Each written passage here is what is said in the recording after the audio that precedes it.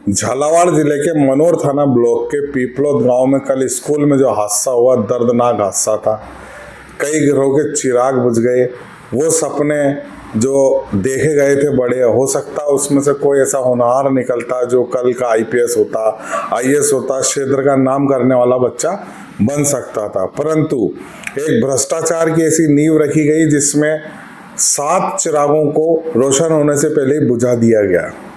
ये सिस्टम का फेलियर माने या सरकार की विफलता माने, बात यहाँ पर सरकार की आलोचना की या किसी की घटना को दोषी ठहराने की नहीं होती है। बात ये हो रही है कि बिल्डिंग जब जर्जर थी, इसमें 3 सवाल उठते हैं कि जब बच्चों ने कहा कि बिल्डिंग जर्जर है, अभिभावकों ने कहा कि बिल्डिंग जर्जर है, इस बीच कलेक्टर का एक बयान आता है कि जर्जर भवनों की सूची में इस बिल्डिंग का नाम नहीं था।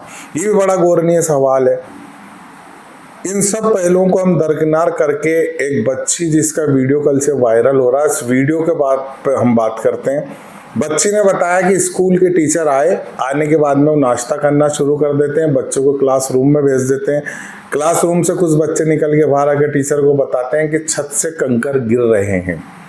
टीचर की जिम्मेदारी होती है कि बच्चा अगर कोई समस्या परेशानी लेके उसके पास पहुंचा तो तुरंत जाकर देखते। हो सकता है उस वक्त वो टीचर अंदर चले जाते तो आज वो 7 बच्चे हमारे बीच होते। खैर, यहाँ पे भी मैं अध्यापकों पर दोष नहीं मढ़ रहा हूँ, दोष सिस्टम पर मढ़ रहे हैं, सिस्टम सरकार का, जिस पर हम दोष मढ़ सकते हैं।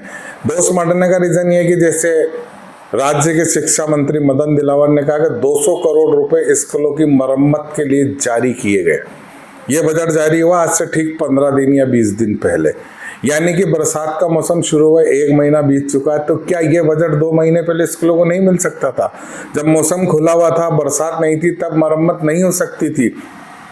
खैर, सरकार में सिस्टम ही सही है। हम देखते हैं वहाँ सरकार जिम्मेदारी नहीं लेती है।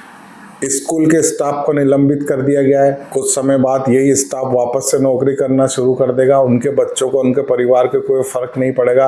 फर्क पड़ा तो सिर्फ उन 7 बच्चों के परिवार को जो चले गए हैं। वो एक त्रासदी का दुख दे गए हैं। लंबे समय तक उन बच्चों को याद किया जाएगा।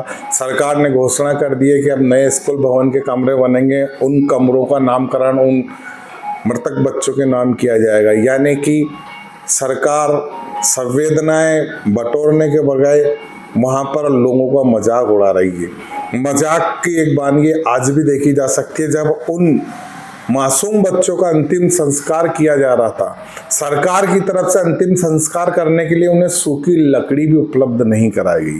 ये कितनी बड़ी विडंबना है। लोग आंखें मूंद कर इन सब घटनाक्रम को देख रहे हैं। मैं आपको ये वीडियो भी दिखाऊंगा अंतिम संस्कार का, जिसमें किस तरीके से ग्रामीण उस चिता को जलाने के लिए केरोसिन या अन्य जो भी सामग्री थी उसका इस्तेमाल करके उन बच्चों का अंतिम संस्कार कर रहे हैं। कितने बड़े दुख की बात है कि उनके अंतिम संस्कार के समय राज्य सरकार का कोई बड़ा नुमाइंदा वहाँ मौजूद नहीं था। ये भी विडंबना की बात है। नहीं कोई बड़ा अफसर अधिकारी वहाँ मौजूद है। अब नेता अधिकारी बाद में जा रहे हैं, परिवारजनों को सांत्वना दे रहे हैं, ढाढ़स बंधा रहे हैं, लेकिन ये बड़ा फेलर है। भारतीय जनता पार्टी सरकार बड़े बड़े दावे कर रही है कि हम शिक्षा के से, हमारे शिक्षा मंत्री मदन दिलावर का एक बयान आया था आज से 4 महीने तकरीबन पहले कि शिक्षा के क्षेत्र में राजस्थान का नाम संपूर्ण विश्व में होगा। बिल्कुल मंत्री जी, शिक्षा के क्षेत्र में हमारे राजस्थान का बहुत बड़ा नाम हो चुका है। एक स्कूल की बिल्डिंग ढहने से 7 बच्चे मौत के आगोश में समझ चुके हैं। इस बारे में रामगंज मंडी नगर अध्यक्ष पवन बाबेल से भी हम कुछ सवाल कर रहे हैं कि वो किस तरीके से राज्य सरकार से सवाल पूछ रहे हैं। बाबेल जी, राज्य सरकार में शिक्षा मंत्री ने 200 करोड़ रुपए स्कूलों की मरम्मत के लिए जारी किए थे। आपका इस बारे में क्या कहना है? मैं शिक्षा मंत्री मदन दिलावर जी से पूछना चाहता हूँ कि 200 करोड़ रुपए की मरम्मत किस स्कूल की हुई है? अगर ये मरम्मत हो जाती तो ये दुर्घटना नहीं होती। बाबेल जी, एक मामला और आज ही सामने आया। रामगंज मंडी विधानसभा क्षेत्र जो शिक्षा मंत्री का विधानसभा क्षेत्र है, यहाँ तकरीबन 4 से 5 स्कूलों में आज परिजनों और बच्चों ने गेट पर ताले लगा दिए, यानी कि वो भवन जर्जर है। इस बारे में आप क्या कहेंगे? मैं खुद गया था, नियमाना गांव में गया था। वहाँ स्कूल की कंडीशन देखी, वाकई में बहुत ख़राब स्थिति में है स्कूल। और खुद तहसीलदार साहब ने माना कि स्कूल की बिल्डिंग बहुत खतरनाक स्थिति में है। साथ के साथ जो नया बिल्डिंग पे जो कंस्ट्रक्शन चल रहा है उसमें तहसीलदार साहब ने माना कि कंस्ट्रक्शन बिल्कुल सही नहीं है। तो मुझे ऐसा लगता है कि ऊपर से नीचे तक की सारी चीज़ भ्रष्टाचार के ऊपर भेंट चढ़ चुकी है, जो हमारे बच्चों के लिए ज़िंदगी के लिए खिलवाड़ कर रहे हैं। बाबेल जी, शिक्षा मंत्री जी कह रहे हैं कि कांग्रेस सरकार ने खराब बिल्डिंगों का निर्माण किया है। वो इस घटना के लिए भी कांग्रेस सरकार को दोषी मानते हैं, तो आप क्या कहेंगे इस बात? ऐसा भाजपा का ये स्टैंड शुरू से ही रहा है कि हर काम के लिए कांग्रेस को दोष देते हैं। आप 1.5-2 साल आपको सत्ता में आए हुए हो गए, अगर आपको लगता था कि स्कूल का कंस्ट्रक्शन खराब था तो उसके लिए जांच बैठाते। पर ये इनका स्टंट है, हर घटना के लिए कांग्रेस को दोष देना, ये इनकी आदत बन चुकी है।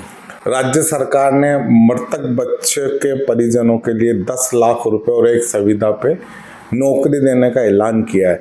क्या ये मुआवजा पर्याप्त है? हम किसी की जान तो नहीं लौटा सकते, लेकिन ये मुआवजा पर्याप्त है क्या? नहीं, कम से कम 1-1 करोड़ का मुआवजा मिलना चाहिए था और स्थायी नौकरी मिलनी चाहिए थी। बाबेल जी, टीचरों को दोषी करार दे दिया गया, उनको निलंबित कर दिया गया। आपकी नज़र में इसका असली दोषी कौन है और उसको क्या सजा मिलना चाहिए? यह सिस्टम इसी तरीके से चलता रहेगा? आज जो मैं निमाना गया था वहाँ से मैंने सिस्टम जो समझा, तो जो ब्लॉक शिक्षा अधिकारी होता है उसके पास सारी रिपोर्ट जाती है। तो मेरी नज़र में शिक्षा अधिकारी इसका दोषी है और उसको कायदे से एपीओ निलंबित नहीं करना है, उसके जांच के बाद वापस आ जाते हैं, उनको सर्विस से बर्खास्त करना चाहिए और साथ ही साथ उन ठेकेदारों को ब्लैक लिस्टेड करना चाहिए जिन्होंने इन चीज़ों का कंस्ट्रक्शन करा है।